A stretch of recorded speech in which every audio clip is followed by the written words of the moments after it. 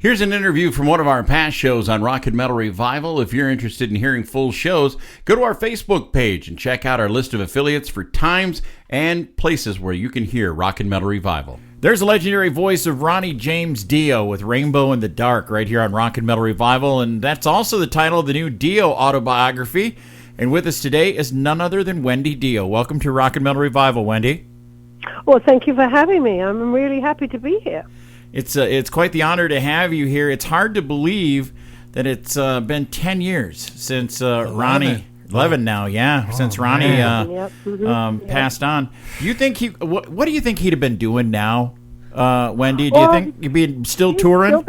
He'd still be performing, and he'd be writing Magica 2 and 3, which he always wanted to be a trilogy, and a trilogy, and he would probably be producing young bands and writing another book, probably. Nice. Now, how much of this autobiography did Ronnie finish before he passed away, and how much? He wrote up until almost the end of Rainbow. Oh, okay. And then when he got sick, he wrote lots of little notes and things and different things that he wanted us to talk about. So that's, and then I wanted it to be finished in his own words. And so we spent about a year, Mick Wall and I, going through bunches of interviews so that we knew it was things that Ronnie was saying, and he already was saying, and I would fill in things that I knew that were going on at that time. So that's how we did it, and hopefully the fans like it, and Ronnie wrote it for the fans, so we'll see. That's awesome. Now, Wendy, with your years with Ronnie, you had a first-hand view of some of the most iconic hard rock and metal bands of all time. What are some of your favorite memories of Ronnie's time with Rainbow and Sabbath? Well, Rainbow, mostly with all the things everybody used to get up to. They're always playing jokes on each other, and so many antics going on, and seances, and all kinds of stuff we did in Rainbow. That was fun, and it was kind of the first time of Ronnie having any kind of autonomy. It was a very fun time. Ronnie was now being able to write and perform music that he really, really was loving and having a good time. I remember when they did Heaven and Hell, we were down in Miami and staying at the Bee Gees house and recording at the Bee Gees studio, and that was a real fun time too. It was a really eye-opening time as well. Nice. Now, Ronnie worked with some of the greatest guitarists we've ever known. I mean, Ritchie Blackmore, Tony Iommi, Viv Campbell's great too. Craig Goldie, some great guitar players. Did he ever say who his favorite guy to work with was? I think he enjoyed working with all of them, but he always called Tony the riff master. Yeah, I can understand that. Yeah. Nice. You know, Wendy, in my 30 years of radio, I have to say that meeting Ronnie at the Masters of Metal show in Chicago was one of the highlights of my career, because he was so engaging and so kind. And from what I've heard from others who have met Ronnie, they say the same thing. Was Ronnie's relationship with the fans like something you've never seen before? He loved his fans. He never forgot where he came from, and he always wanted them. He always said, and in fact, he said it to Lizzie Hale as well, and she's continuing on doing that. He said, when you meet someone, you won't remember that 10 years down the line it was nothing, but to them it was everything, and they will never forget it for the rest of their life. So make it important when you speak to them. Nice. I totally agree with that. Now, a lot of bands have recorded cover versions of like Dio songs and Black Sabbath songs that Dio sang and Rainbow songs. Did Ronnie ever pay any attention to any of those or listen to any of them? Yeah, absolutely. I mean, it was very flattering to him for a start, he'd play different things. Like, wow, they did a really good rendition of this. Oh, yeah, this is really good. Yeah, of course. And now, when kids do it, I just think it's wonderful. It's keeping Ronnie's music and his memory alive. Did he ever get a chance to hear Benedictum with the female singer who just nails Ronnie? No, but he heard of her. He did not. I don't think he met her, but he did. He did hear it. Yeah. Oh, He cool. thought it was amazing. Yeah. Mm-hmm. Oh, very cool. Now, Wendy, with the Dio and Sabbath reissues that have come out in the past year, do you see more of Ronnie's music being reissued in the near future? And also, I guess... yeah, absolutely. Go ahead. Stuff coming up for Record Day on vinyl. And then next year we have, I think, the 6 albums that Warner Brothers has. They're going to reissue with some bonus material that never heard before. BMG is bringing out a bunch more things. Yeah, there's a lot of stuff coming out now. They wanted it to come out this year, but I said it's too much going on this year. You know, we have the book and everything, and kids have only got so much money to spend. They can, you can't flood the market. So we'll do it next year. We'll do it slowly, and I also have the documentary coming out next year. And the Dio band will be on the road again next year. So we have a lot of stuff going on for next year. Yeah, I guess that was my next question. What was the status with the hologram tour and the Dio disciples? Well, I don't think we're going to do the hologram anymore, but we're going to do some very special effects using the same people. Illusion, who did the hologram, they're going to do some very special effects that we're going to have, and I think we're going to use film of Ronnie as opposed to the hologram. And I've seen some of it, and it looks really exciting, really exciting. So I'm very, very excited about that. I think they go out in March. Oh, cool, cool. Now, Friday nights are one of my Dio nights.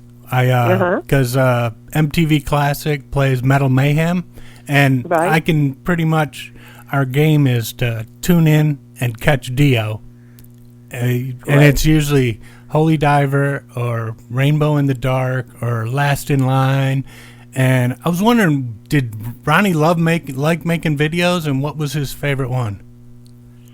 Our video is probably Last in Line, because that was a real fun video. Although when we went to do Holy Diver, that was funny, because we went to London to do Holy Diver, and they spent all this money on doing this whole big production, and he was running around under the caves in London, and they had rats and eagles and everything else, and then they had some spare time over.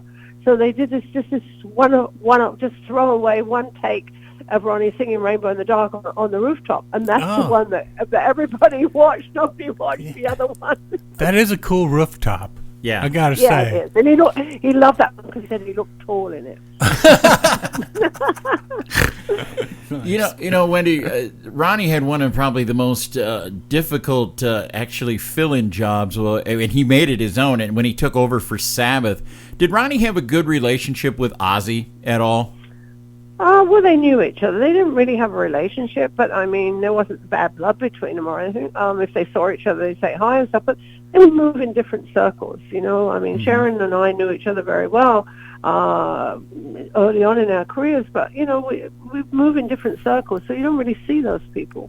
And right. Now, Ronnie did the Stars Project with all those metal artists and everything. And I mean, all those guitarists, all those egos, all those lead singers, and how did he keep everybody's egos in check? I mean, because I'd see fistfights happen. I think because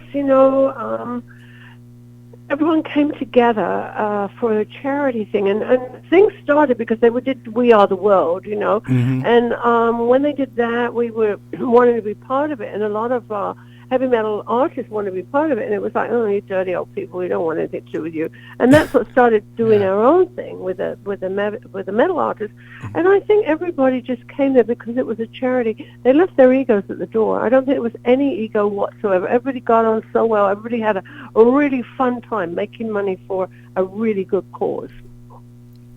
Cool. Now, what instruments did Ronnie write songs on? I know he was a bass player. And did he still keep that EB? Oh yeah, he played. He would write on an acoustic guitar a lot.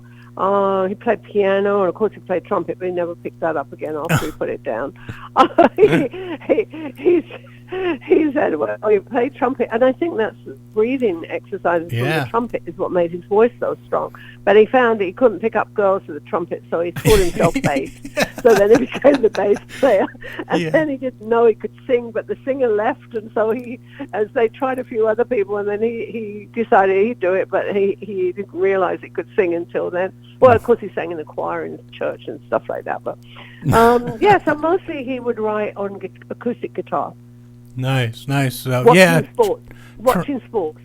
Oh, yeah. He wrote Holy Diver watching the NBA championships the finals with the Lakers, right? He was a big Lakers fan? Yep. Yeah, cool. And he was a big Giants fan and a big Yankees fan. Ah, cool. Too bad he wasn't a Packers fan, man, I tell you. He could have been, it would have been perfect. He probably loved that too. Now, Wendy, when you think of when people think of heavy metal, probably the cream of the crop of metal vocalists come from England, from Europe, and you've got Bruce Dickinson and Ronnie and you've got Rob Halford, and there's so many of them that have that distinct voices. And like now, if you think about it, like for big metal shows, you've got Wacken and you've got all them big. Is the European metal crowd that much bigger or more hardcore than the U.S. metal crowd? I think so. I think the heavy metal never died in Europe, whereas it comes in and out in phases in the States. And all the singers that you mentioned, if you notice, they all come from humble beginnings. Yes. They come from small towns that don't want to be in the steel workers. They want something better for themselves, and so that's where they all come from. Ronnie is American, and you mentioned Rob Halford and stuff, and they both come from very similar beginnings. Lemmy, in fact, Lemmy and Ronnie and Rob were really, really good friends. They did a lot of tours together, and they always loved doing tours. Nobody cared who opened, who closed. They just were having such a good time together. Now, I know you've probably heard of the Last in Line band with Vivian, and do you think Ronnie would have been okay with that? I mean, do you think him and Viv would have eventually got back to being friendly? No, too many bad things. Okay. No, but I mean, they carried on the music. I have no problem with it. I think that the more people that give tribute to Ronnie, the better. That's that's the way I look at it. Yeah. Well, Wendy, through the illustrious career that Ronnie had, do you have a song of Ronnie's that means the most to you? Well, of course, because he wrote Rainbow Eyes about me. So I have to pick that song. What a great song. He always said my eyes change color. They're green sometimes they're blue, sometimes they're hazel. And he always used to say that. So he wrote the song Rainbow Eyes about me. So it has to be my favorite song. All right. Well, we appreciate you coming in. Where's the best place for people to pick up this book? Because I can't wait to get a copy. Barnes & Noble, or you can order it on Amazon. Mm-hmm. And I have a live virtual signing on Wednesday, the 28th. And if they go onto our website, the Dio website, they can find out where they can sign on to that if they'd like to. Cool. That's outstanding. Cool. Well, Wendy, we always let the artist, the interviewer, pick the song coming out of the interview here today. Which song would you like us to play from Ronnie's catalog? Don't Talk to Strangers. Outstanding. Nice. Wendy-Dio, it was an honor to have you on the show today. It was an honor to be here, and thank you so much for your support. Couldn't do it without you.